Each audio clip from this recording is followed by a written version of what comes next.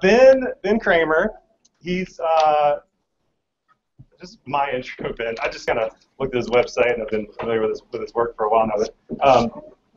But he describes himself not just as a journalist, but as a technologist slash designer slash artist interested in using technology to tell stories. His work includes everything from sensors to 360 drone video, 3D modeling.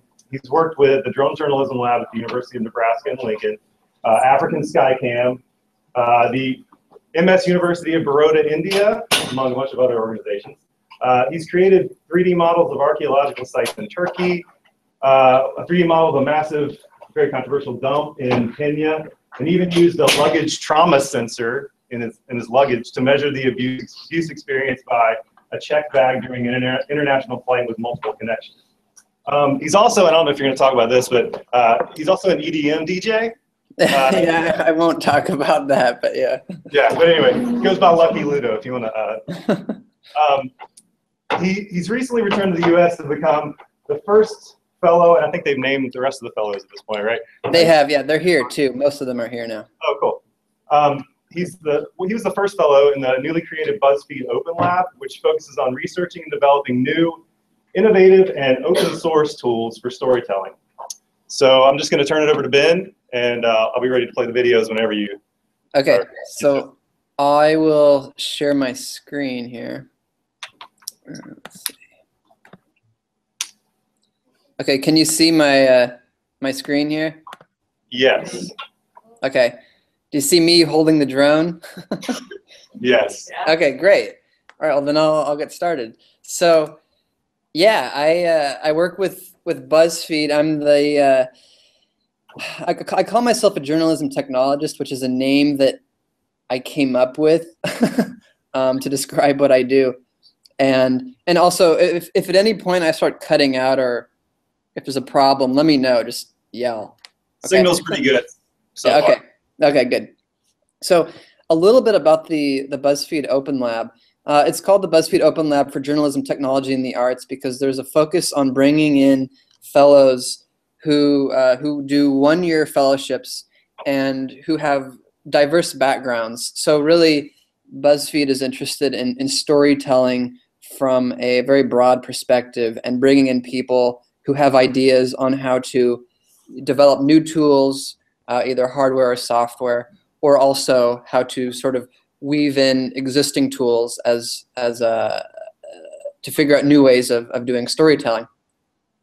And my focus is on drones, and I got started as a journalism student at the University of Nebraska, and I graduated 2 years ago. I'm 26 now, and when I was a student, Matt Waite, one of my professors, he started the Drone Journalism Lab. This was at the very end of 2011, right when the very first consumer drones came out, and he thought, well, why don't we use drones for storytelling? And he told me this idea right after he got it, and it really clicked with me because on the one hand, I've always enjoyed working with hardware and building tools, working with tools, and so there was that element. There was the element of storytelling. I was in journalism not because I wanted to become a reporter so much as I really enjoy the art of storytelling, and I enjoy going to places, having experiences, and then sharing them with people. And so the drone was and is sort of a natural fit for me as a storytelling tool, and I'll show examples of why that is so in a little bit. And then also this desire I have to travel. I've done a lot of traveling to do my drone work, partly out of necessity, partly because I just like going around the world and going to interesting places. So the Drone Journalism Lab, there's a blog. Matt is the primary contributor, and he's a Pulitzer Prize winning journalist who created a website called PolitiFact or he was one of the individuals who worked on PolitiFact back in, I believe it was 2008, which is it's a political fact-checking blog.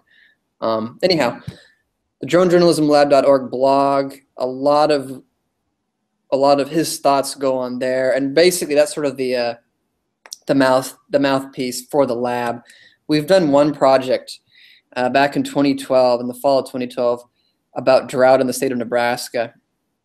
And it was sort of our proof of concept piece. I was a student helping out. We did a video production where we had interviews on the ground. Basically, it was a proof of concept news piece that included shots from a drone to capture the scale of the drought, to show here the Platte River, which is a primary source of water for agriculture in the state of Nebraska, as well as for the main cities, the big cities in the state.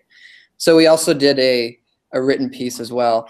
Now, the video, as you can see here, was posted on YouTube.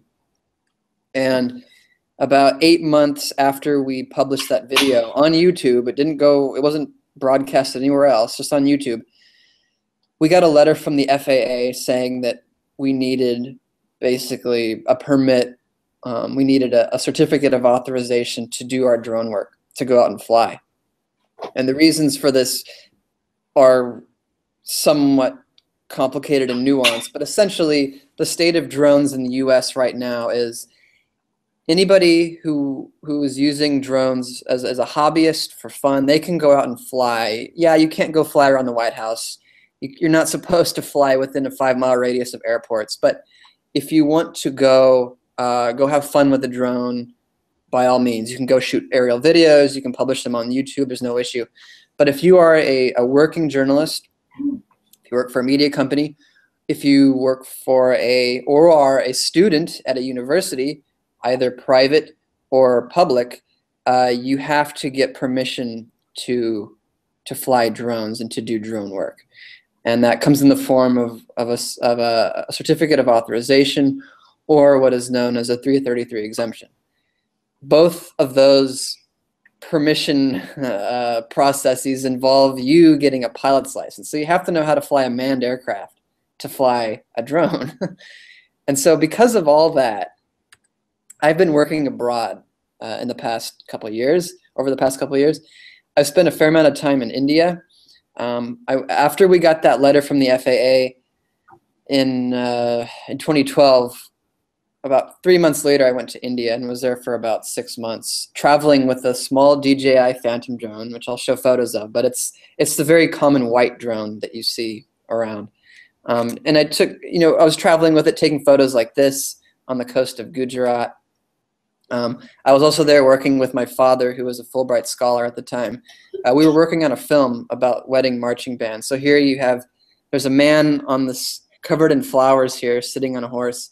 And then you have a guy looking up at the drone, which is why I really like this photo, is there are very interesting, fun interactions that happen between humans and also wildlife when doing drone camera work. And then also surprises, like in this photo here of a cricket match in India, the shadows of the players really hit me the moment that I saw them. And this was 2 years ago, and this is still one of my favorite photographs that I've taken. Just getting that perspective and the added dimension of the shadows in this photograph really stand out. Here, this is a large paper bag. It's actually the world's largest paper bag that's ever been created. It broke the Guinness World Record for that, made by students in Gujarat. So this was kind of a fun little project, helping them document their world's largest paper bag for them. And did, again, in India, covered a soccer tournament for the Times of India. And some of my photos were published, as well as they were taking photos of me while I was taking photos of the match. So I became part of the news coverage, which was kind of funny and kind of fun too. And so at times, working with drones, you actually become a part of the story, and actually sort of the way that you produce the content. So if you're doing, it's sort of a story about the story, and it kind of gets woven together. So like here, I like this. They used an inset photo of the drone, which captured the aerial photograph. More subtle than me being in the photo too, but either way. After working in India, kind of just picking up projects as I came across them, which is sort of a theme through all the work that I've done, is when I got started working with drones, it wasn't even anything like today. People didn't really know about the technology, and so it was extremely novel. And at the same time, it meant that I was kind of in this position where I could approach people and say, "Hey, I've got a drone. I can do this. You know, let's work together. I can help you with your project." So one example of that is African Skycam, which started about the same time that the Drone Journalism Lab did, so early 2012. And at the time, when African Skycam got started, I was still a student, but I knew about this organization, I guess you could say, this project based out of Nairobi, through my professor, Matt Waite. And again, because of the drone regulations in the US, I thought, hey, I'd like to go work in Kenya and fly drones. And so what happened was, after my time in India, in late 2013, early 2014, I got in touch with Dickens Alewe, who started African Skycam. I showed him my portfolio of work that I'd been doing in India, and he flew me over to Nairobi. And so instead of going back to the US when my Indian visa expired, I went to Kenya and worked with African Skycam. And so in the past couple of years, I've worked with organizations from, Vice News, CCTV Africa, based in Nairobi, Magical Kenya, doing sort of PR tourism work in Kenya, worked with wildlife conservancies in Africa, like African Wildlife Foundation and Big Life Foundation, and also traveled on a safari with Bush Tracks, a safari company. Okay, so here's video number 1. You can go ahead and play that.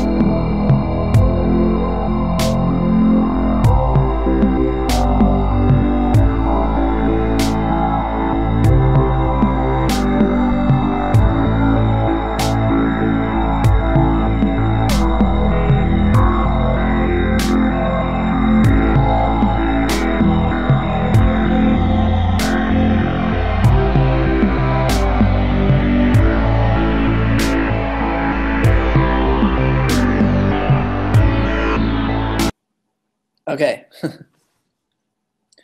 So, are you back on the my screen share here? Yep, back up. Okay, great. Okay, so that was sort of a showreel of stuff that I've done over the past couple of years around Turkey, India, around Africa, so like Victoria Falls, flying around the giraffe's head. So that shot especially, I like to show people and mention, because I showed it to a safari guide who'd been working in the industry for about 20 years, and he saw that, and his response was, "I've been a safari guide for 20 years and I've seen a lot of photos and videos of giraffes, but when I watched that shot of flying a drone around a giraffe, it was like seeing a giraffe for the first time." And so he loved it, because it was such a weird angle and it's such a weird interesting interaction between giraffe and camera. And so that really sort of is, to me, it is a very concrete example of why drones as a flying camera tool are really powerful means of storytelling, because you can show something, you can show something that people are very familiar with, but the unique perspective of the drone, it's like seeing it for the first time, that there's something very captivating about it, because the perspective is so different, it is so unique. So drones are a great aerial camera tool. Now, given that, one of the projects that I continue to go back to is in southern Turkey. working with archaeologists actually from the University of Nebraska. And they brought me down a couple of years ago, a couple summers ago, to do aerial photography in place of them getting on fire truck booms and taking photos like here in this photo. So they wanted aerial shots like this, which were beyond the reach of a fire truck. And so this is a temple site here. This is a mosaic, a Roman mosaic. And this is part of an ancient Roman city that was built over 2,000 years ago. And it was at first a pirate base, essentially. And so to get rid of the pirate menace, Rome incorporated this area, this community, and it became a Roman city, essentially. So here you have this is a 1,600 square foot mosaic, Roman mosaic with a pool in the middle. And then you have a bathhouse kind of jutting off to the back. And so the archaeologists wanted photos like this to include in their research and the papers that they write, and also for PR, because the site, given some of the unique visuals that the site has, it's a very photogenic place. They've used these photos for their own PR. Okay, so now you can play the second video. And let me know when it's playing, when you have it going. Okay, it's going. Okay, so having worked with these archaeologists, I wanted to build off of what I had been doing with drones, just taking aerial photos and videos. And I started creating three-dimensional reconstructions of their sites. And this really struck me as a very powerful storytelling tool, in addition to what drones could already do, because now you can actually recreate a space in 3D and you can share it with people just like you can a YouTube video. So, I have it here on my website.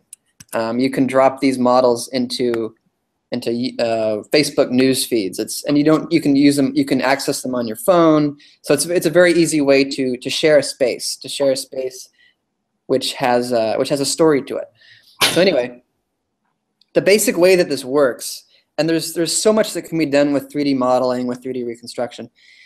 I'm using just a point and shoot camera, and I'm taking lots of photographs of the space that I want to reconstruct. So in this photo here, you can see the blue squares with black lines jutting straight up. Each one of these blue squares is a photograph in three-dimensional space. And so each blue square shows, or together all these blue squares make up the 3D model that exists underneath them. And so basically with each photo there's about 50% overlap. And that's how the software is able to sort of work its magic. Because by taking a two-dimensional photograph, lots of two-dimensional photographs, it is able to understand depth, which still just blows me away. That you can use a camera, you could use an iPhone and make a 3D model of an object. So in the software, Agisoft PhotoScan, that's what I use to make these models.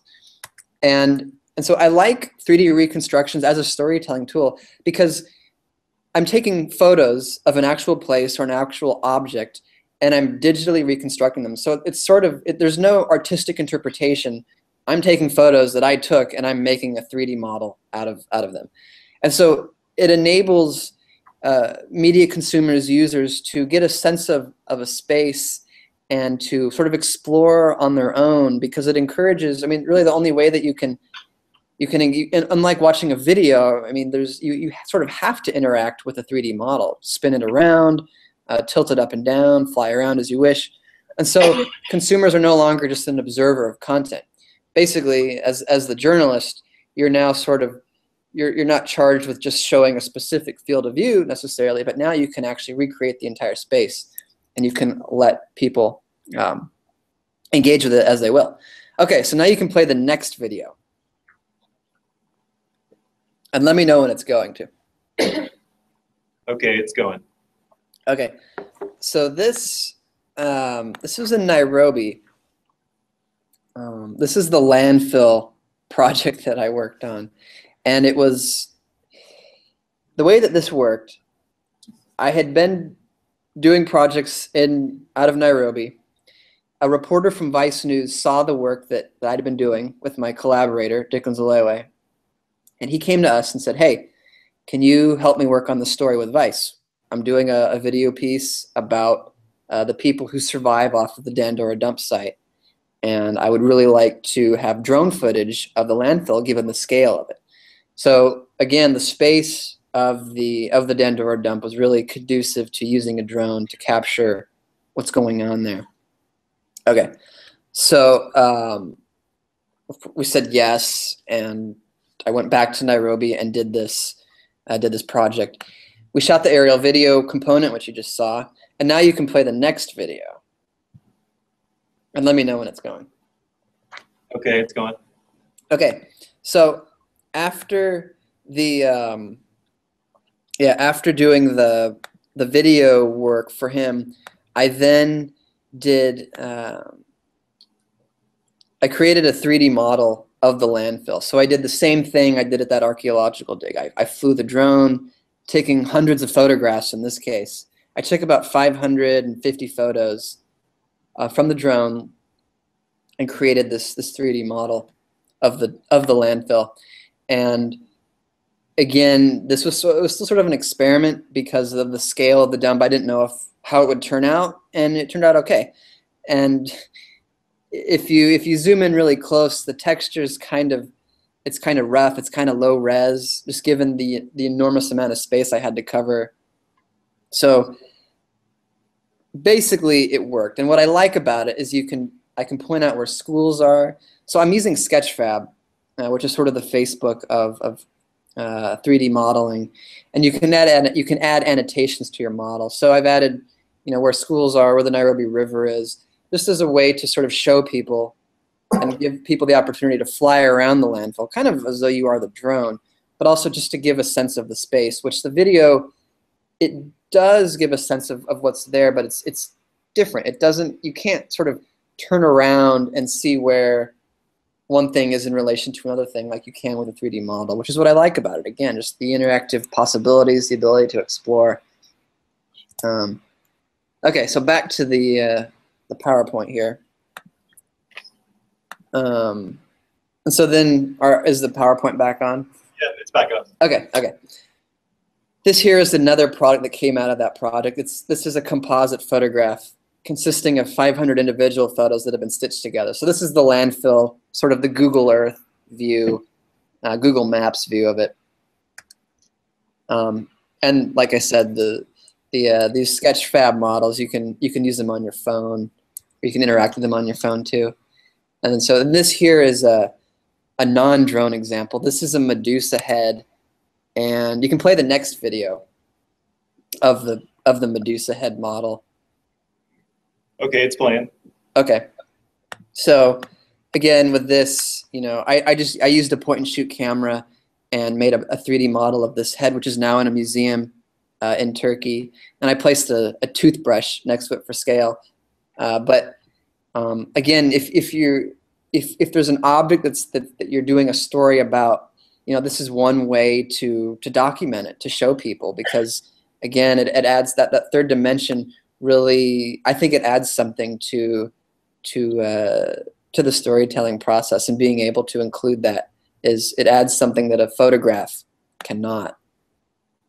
Okay, so when I'm working in the field, I'm just using off-the-shelf drones. I've been using the DJI Phantoms. I've got a screen so I can see what my camera sees. I've been using GoPros, flying them with a camera gimbal, which I can control from the ground, so I can tilt the camera. And then also the gimbal, which has the little blue bands underneath the drone, are brushless motors. So I get very smooth camera movements while I'm flying. And it's also a portable setup. So like here, I can fly from the back of a Land Rover on safari, which I've done. I can carry it into the countryside in India when I've worked with archaeologists there. I always work alone, and so using a compact system is very good, because I work alone, and I'm the only drone operator, so I manage the whole system, charging batteries, making sure everything is working right. But I always collaborate with people, archaeologists, journalists, filmmakers, etc. And giraffes like these drones too. I've had giraffes actually approach them, so which has created some interesting videos as you saw. To make those 3D models of the landfill and the dump, I used this specific drone using this Canon point and shoot. Nothing special at all. And that's what I was flying around.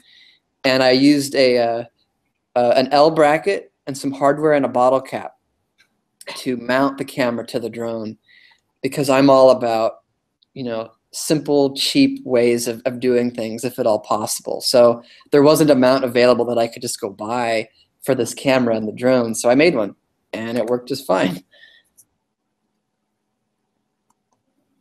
And also with these small drones, they can fly themselves, basically. So a lot of times, especially if I'm taking photographs to create a 3D model, because as I pointed out, I'm taking hundreds of photographs at times, and I need a lot of overlap. And so it's much easier for me to program on my iPad the flight path that I want the drone to fly, so that I can have a very controlled speed and altitude, and I can trace using waypoints where I want it to fly. So basically I give it sort of this lawnmower back and forth pattern to fly at a given speed and altitude, and then it goes to work, and then I just watch it. And the camera is just taking photos every 2 seconds. And so today I'm using the most recent version of the Phantom 3, and it fits in this nice black backpack, which is on the side here on the screen. So it's a very compact system, very easy to work with. Kind of as a joke, I've been working with weather balloons a little bit here in the US. So this here is a 5-foot weather balloon, and underneath it is this camera rig with a GoPro. So basically it's a drone camera rig with the gimbal again and the GoPro, and it's suspended underneath this. I made this contraption that had these pulleys, and there were two strings coming off of it, as you can see here. So it wasn't like I was just flying a balloon with one string and up it goes, but I had some element of control over it with my pulley system.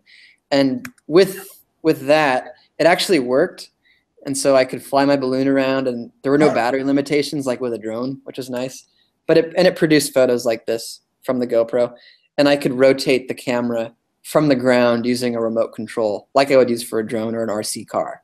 So 360 video is a newer, sort of a newer development, I suppose. Back in March, I believe, YouTube announced support for 360 video. Facebook, back at the end of September, announced that you could upload 360 videos to Facebook news feeds. And 360 video as a content form is really exciting because it's really made for mobile and made for VR. And so this is one case where you're better off watching this content on a phone than on a big screen, on a laptop or an HD TV, etc. So before I show an example, the way that you shoot a 360-degree field of view video is you have to, in most cases, sort of bundle a bunch of cameras together and create a ball. So what people have been doing is using multiple GoPros, so 6 GoPros, and creating a sort of ball-like cage for them.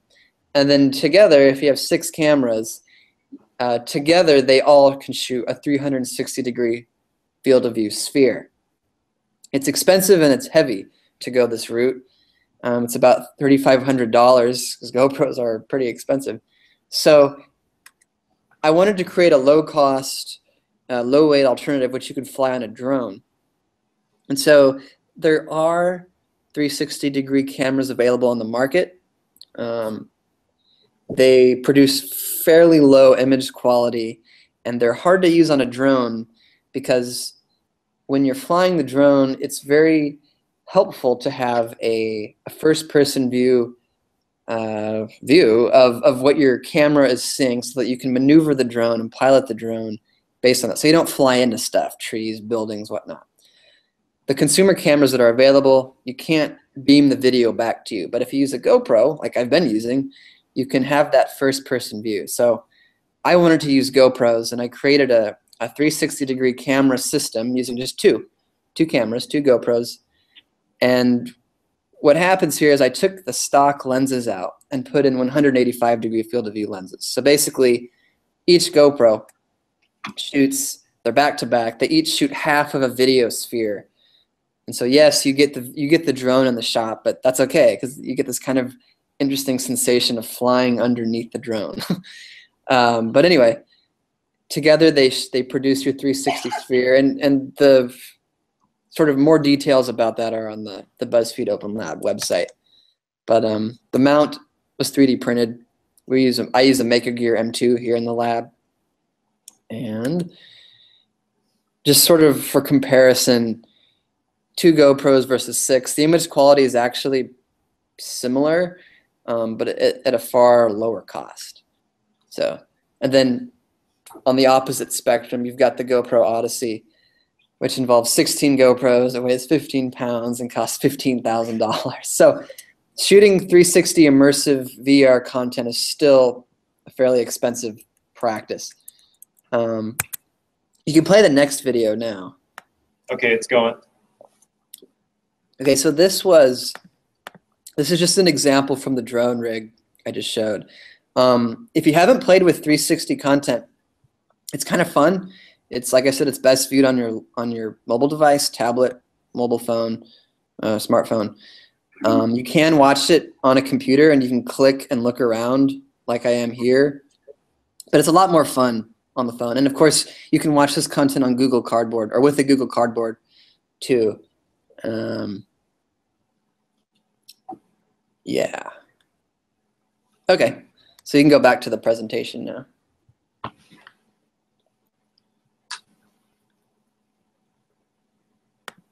Okay, so this is a handheld version with a microphone. So again, a 3D printed red helix piece. To do the stitching, I'm using software called AutoPano. It is expensive.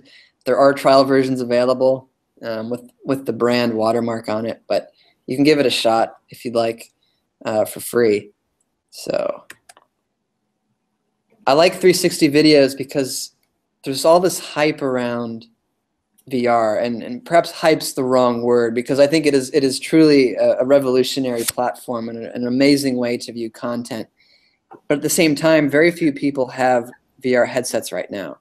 And so the enthusiasm towards VR, I kind of say, whoa, why all the enthusiasm for producing content for a system that few people have? Why don't we produce content for phones and for tablets? Because so many people, at least in the developing world, and also in the developed world, but also in the developing world, I mean, people have smartphones and they have tablets now, and so you can kind of get a sort of an early version of VR watching a 360 video on your phone, or using Google Cardboard to get a stereoscopic view where there's a better sense of depth. So my focus right now is not so much on VR, but on producing content for mobile devices, which can also be viewed on a VR headset with Oculus. So you can watch these 360 videos on a VR headset, but you can also watch them on a phone. So getting away from VR and drones and whatnot, the luggage trauma sensor project. So I'm interested in producing projects and putting sensors in interesting places. One example is luggage. So inside these soap dishes here are electronics that can tell the story of a piece of luggage. So there's an accelerometer, like in your phone, which also, I should add, that's how you can control the 360 videos. So if you pull up a 360 video on your phone, watch a 360 video on YouTube, as you rotate and move your phone around, you can look around the video sphere thanks to gyroscopes and accelerometers. Now, in this case, with my luggage trauma sensor, they're also very important because they gather the data which can tell me or the user how your bag was treated. Anyway, so in addition to those sensors, there's a humidity and temperature sensor and a clock and an SD card where all this data goes to. And it looks like this in raw form. So you've got time-stamped entries with accelerometer, gyroscope, and temperature and humidity readings. And when it gets graphed out, even just in a crude fashion like this, we can learn something, such as in Lincoln, Nebraska, my bag was dropped at a rate of 4.7 Gs. But what does that mean, really? Well, it means that my bag experienced about a 4-foot drop. And I was flying with Delta Airlines, so take note, Delta. And here we have the temperature and humidity readings from that sensor trip. Getting kind of out of journalism, I make my sensors, or I have been making my sensor devices using Arduino microcontrollers, and then adding, the temperature and humidity sensors, whatever I want to use. This here, this dog chew toy is actually a project from an open source computing class that I took at the University of Nebraska in an artistic context. So it was in the art department. And what I made here is a musical instrument. And inside the ball, you have all these electronics, including an Arduino microcontroller, which is basically a tiny computer. And there's a pressure sensor, like for air pressure. It also has a temperature sensor on it. And then there's also another accelerometer. And then there's an antenna, a wireless transmitter. So what happens is this ball, this dog chew toy, was part of a sort of sound art performance that I did, where I had the ball wirelessly sending the data from these sensors to my computer. And on my computer, I had Ableton Live, which is a digital audio workstation, open. And in Ableton, I had synthesizers set up. So basically, my ball and the sensor, so like as you threw the ball back and forth, it would generate data from the accelerometer, from that movement. And that movement would be translated into sound that would come out of my computer. And so I had people in the audience literally throwing the ball around, bouncing it on the ground to create this soundscape piece. And so this is, again, there are so many things that you can do with just an accelerometer. It's really an interesting tool for storytelling, for digital new media art. Here, this is a flashlight with an antenna sticking out of it and headphones connected to it.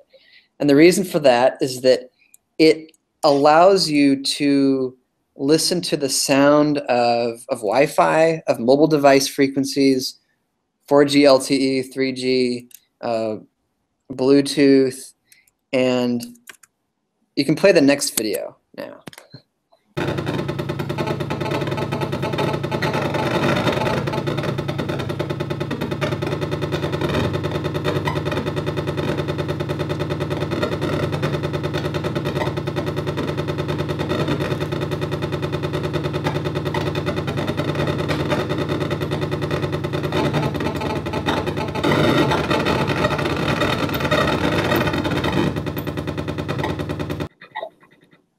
Okay, so that is literally the sound of Wi-Fi. And what was going on there is, this was another sound art performance, actually in Denmark back in June. What I did was I had my flashlight, and then I had 3 mobile phones. And on my phones, I was sending text messages, I was browsing the internet, and I was also sending files over Bluetooth. And so all that activity generated those sounds that you just heard. And so this was just sort of a fun way of exploring space and detecting things that we humans cannot detect. So all this radio frequency activity that's generated by our devices, by Wi-Fi, etc. So there could be journalistic implications to a project like this, but I chose to go more into just a sort of sound art, I guess. Okay, so a project slowly in the works is an air pollution project that I'm working on here at BuzzFeed. And it was, I got the idea working, spending time in India, where you have terrible air pollution, very few air pollution sensors, and very little being done about this problem. And so, like in Delhi, which has the world's worst air, it's far worse than Beijing. The idea that I had was, why don't we build air pollution sensors into motorcycle helmets so that people could, as they go about their daily business, they have this sensor that will data log air pollution at street level to give the user, the person wearing the helmet, an idea of what they're breathing, to sort of help raise awareness about this issue and to get the public involved. So you would have people adopting these sensors, adopting these helmets, and taking part in this data gathering process. And we'd have to be careful, like we wouldn't take anybody to court based on the data. There's a number of reasons for that. So really this is sort of an activity that we'd be gathering data about a problem, air pollution, from around the city to give people an idea of what kind of air they're breathing and to help them think about it in a different way, because people aren't really conscious of this for some reason, it would seem. So this is another project using sensors in the works that involves crowdsourcing, open sourcing the parts, open sourcing the designs, and hopefully would actually help create some change. So that's it.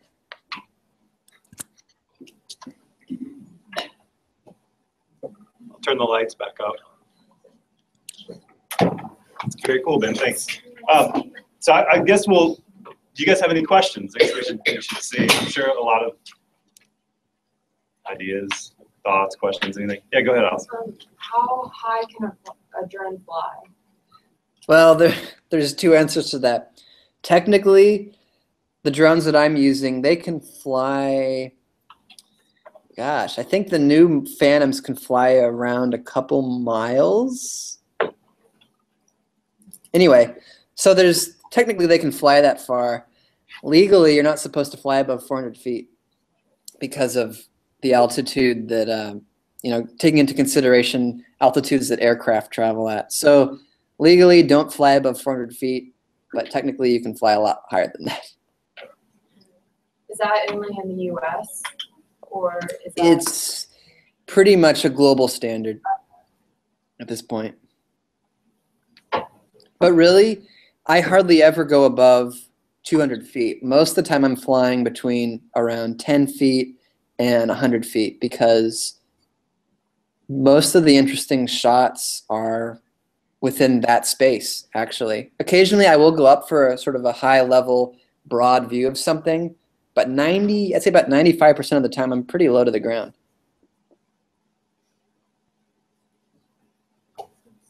What do you think, what's the state of drones in the US? When do you think we'll be able to use them for journalistic purposes? So you can use them for journalism purposes now. CNN is doing so, but the trick is you have to have somebody with a pilot's license and somebody who also has a 333 exemption from the FAA, which gives you permission to do drone work. So there are a number of people who do have this exemption, but it's pretty limited at this point, and it's not expected to open up until 2017, summer of 2017, which is when the sort of finalized regulations for drones are supposed to be put in place, but it's taking Congress a lot longer than everybody would like and longer than they expected. So it's taking a while. But when that happens, operators will not need a pilot's license to fly a drone, or at least not a manned aircraft license. Can you? What's the Open Lab like? Can you show us? Is it a? Yeah. There are a bunch of people there working, or? Yeah. So, here, I'll show you right. I'll show you right now. I'm in a little conference room right now. I'll walk you around.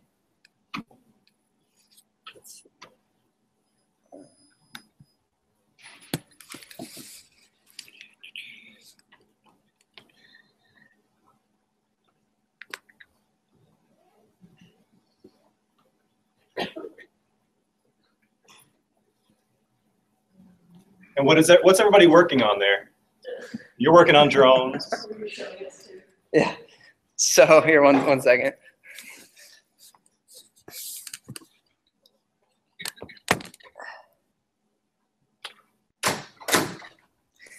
Okay, so there's an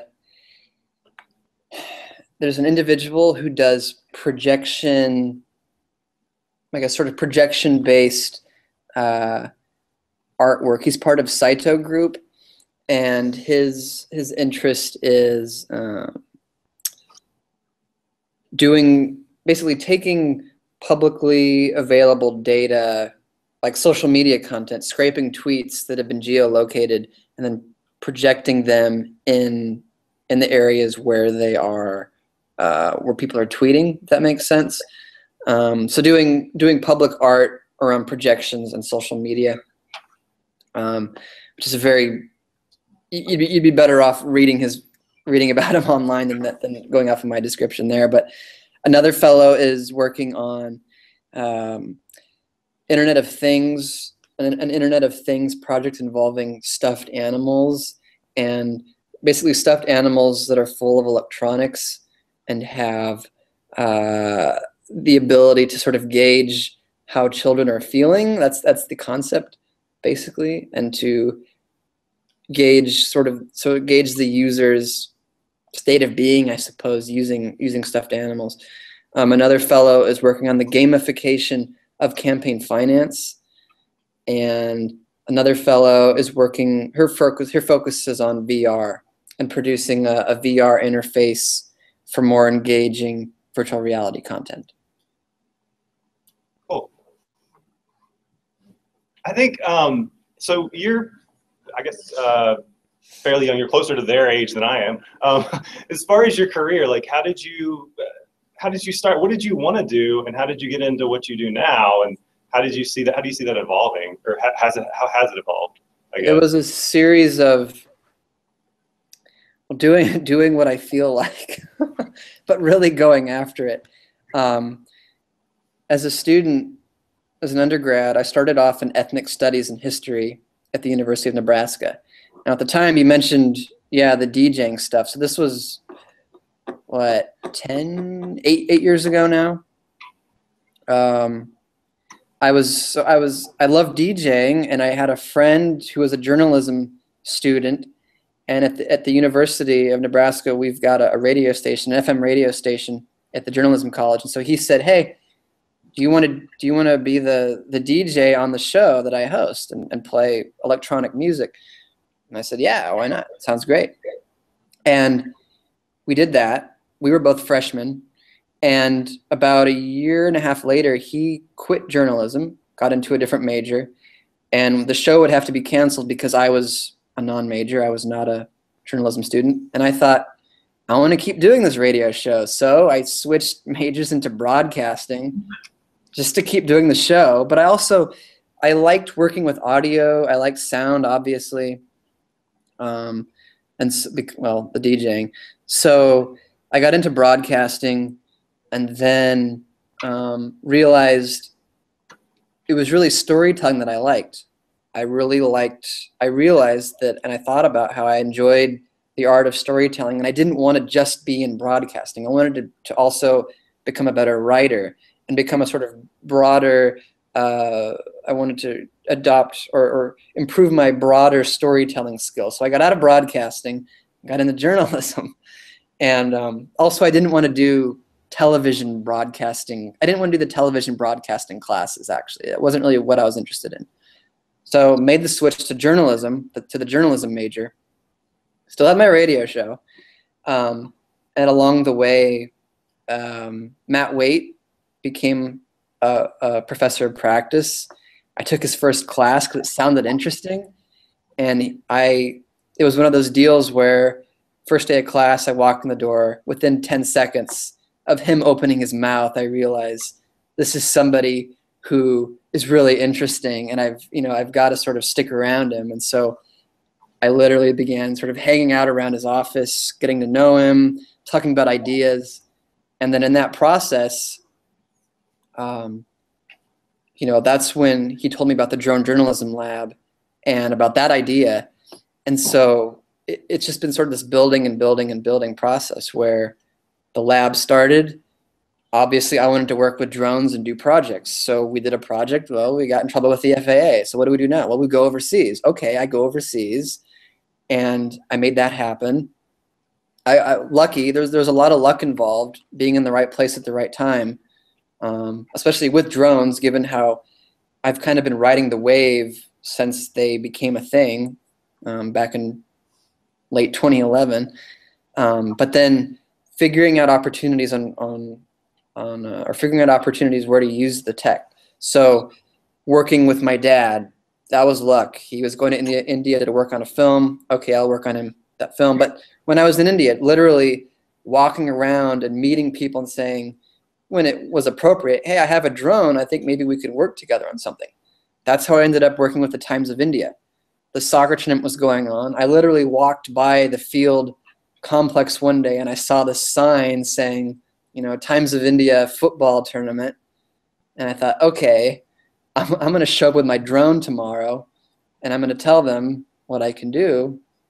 I got a press pass, and then that happened. And so basically it's been a long string of doing what I like doing and then figuring out how to make it work and how to sort of, you know, finding opportunities, working with the archaeologists. Again, somewhat coincidentally, right as the drone work or right as the drone stuff began to happen for me, I worked as a digger as a student. I was a student digger at that site for a month during the summer.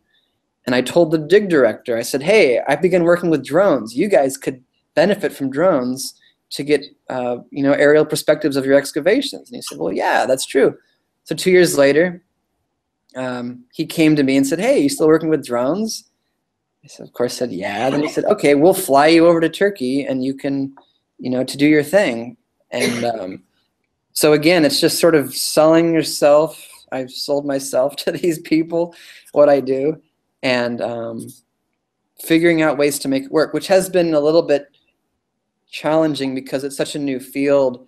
And a lot of times there's enthusiasm around the technology, but people are kind of don't really know how to make use of it, or they want to make use of it, but because there's no sort of framework in place, it's hard to find money to do it. So I've been milking grants over the past couple of years and not making any money until I began my fellowship here at BuzzFeed. So it has been stressful in that regard, but you know, it's just worked where if I just go out there and talk to people and tell people how I can help them with what they're doing, given what I can do, you know, the connections appear and things happen. And before I knew it, I was flying around the world on other people's, you know, money. So I guess that kind of, you guys have, yeah, Nancy, go ahead. Yeah, I'm thinking of the kid who brought his electronic clock to school and got kicked out of school. How did it work with your motion sensors and luggage?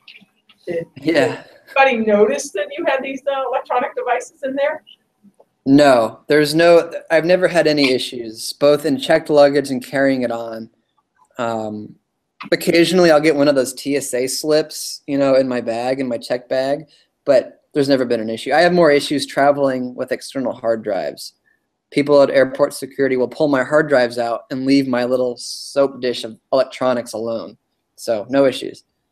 Yeah, so the soap dish motion sensor, that's interesting, yeah. And are you planning on getting a pilot's license? Or do you have one? No, I don't. And I don't plan on it because, if anything, I use the legal situation as an excuse to go abroad, frankly. So, yeah. Marvelous. Yeah. Thank you. Yeah, you're welcome. What do you think, so your work at BuzzFeed, I mean, what do you think, what are you trying to do? I mean, who are you trying to connect with and share your project with? Yeah, so I am working on, for example, actually I'll quickly share my screen here. One thing I'm working on right now, which I can show, is, let's see.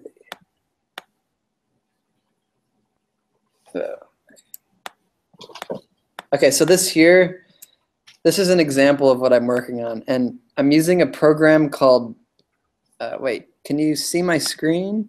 No, just your face. Just my face, okay. Okay, there we go. This is a screenshot of this white sphere, and it's surrounded by these red circles. And what's going on here is I'm working on a sort of relatively plug and play way that people can capture to take video, to take 360-degree video that they've captured, and then using this, what's going on in the software here, they can produce content for Google Cardboard, so sort of inexpensive VR, that also has three-dimensional sound. So the idea is I'm working on sort of this whole workflow of I've made the 360-degree camera rig. Next, I'll be making a special kind of microphone called an ambisonic mic, which lets you produce 360-degree sound recordings. Okay, and then what I need then after that is a way to merge those content forms together, which is what this is right here, this sphere. So basically, Unity is a video game environment designing platform. You can make virtual reality content. And inside this white sphere, I will be projecting my video, if that makes sense. And then these red circles around it are surrounding these green little mini clouds, I guess you could call them. And each one of these green clouds is a sound source in three-dimensional space. And so I can map sounds to these individual sound spheres, I guess. And then it allows you, when you watch the content in the end, it gives you an immersive experience with both video. So as you rotate from side to side, the video, you'll be looking around the video sphere like you can right now on YouTube. But what you can't do on YouTube, and what's harder to do, is to have a 3D immersive sound component. And so that's what this is all about, is bringing together sound and video and coming up with a way that anybody, because this software is free, a way that anybody can access this tool to produce this kind of content. So this is sort of a software example of what I'm working on. But basically, these are the kinds of projects that I'm doing, is coming up with tools that people can use for storytelling. I'll be using them. Anybody else can use them. I'll share all the instructions, files, and whatnot on the BuzzFeed Open Lab blog so that people can access them and figure out, how to do what I've done in a step-by-step fashion. So that's one example, if that makes sense. Yeah, very cool. Wait, so what's the Open Lab blog website? So the URL. We're all gonna bookmark it now. It's BuzzFeed.com/OpenLab. Cool. Any other questions? Okay. Well, thanks for taking the time to do this, Ben. I really appreciate it. Yeah, no problem.